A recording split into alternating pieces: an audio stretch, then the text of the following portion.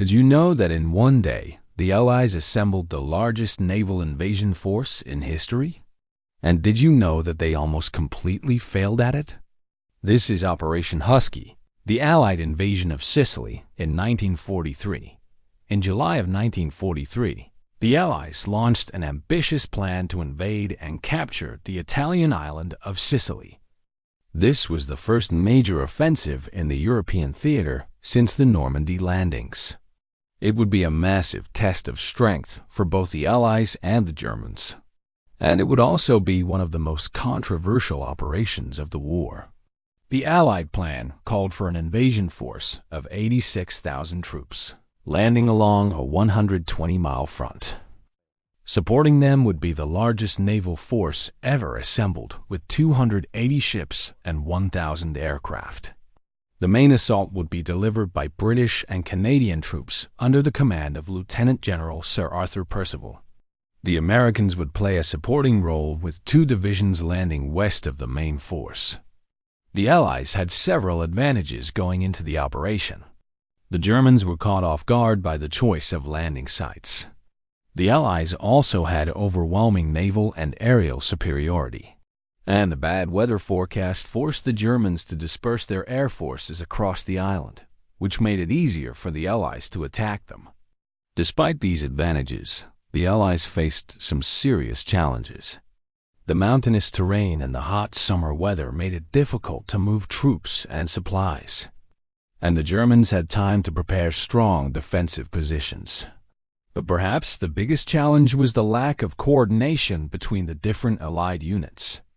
The British and Americans had different strategies, and they often clashed over who should take charge. On July, the Allied fleet arrived off the coast of Sicily and began bombarding the German positions. At 09:00 hours, the Allied troops started landing. The British and Canadian troops faced fierce resistance from the Germans, and they were pushed back from their landing sites. The Americans fared no better. Within 2 hours of landing, they had lost half of their heavy guns and most of their tanks. The Allied troops were suffering heavy casualties, and it seemed like the invasion was going to fail. But then something unexpected happened. The German defense collapsed. The Canadians advanced 5 miles inland. The British took the town of Syracuse. The Americans captured the beaches west of the British. By nightfall, the Allies had established a beachhead on the island.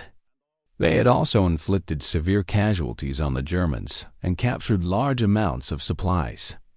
The Allies had won a major victory, but it was a Pyrrhic victory. The cost had been enormous. The Allies had suffered more than 30,000 casualties in just a few days. They had also lost many of their vehicles and equipment. The Germans, on the other hand, had suffered even greater losses.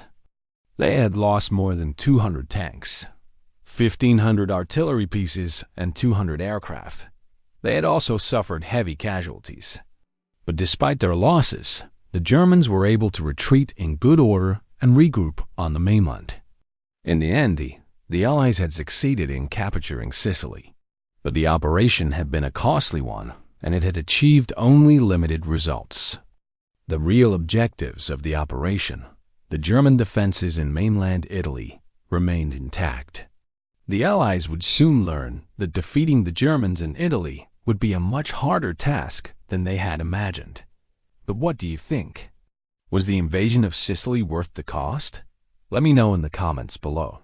And here are some interesting facts about Operation Husky. Did you know that the U.S. First Army was supposed to land east of the British and Canadians?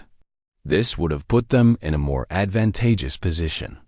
But the Americans refused because they didn't want to support the British. They wanted to be the lead nation in the invasion. As a result, they were given their own landing site further west. Did you know that the Allied troops faced fierce resistance from the German defenders? The Germans were well prepared for the invasion, and they fought bitterly for every inch of the island.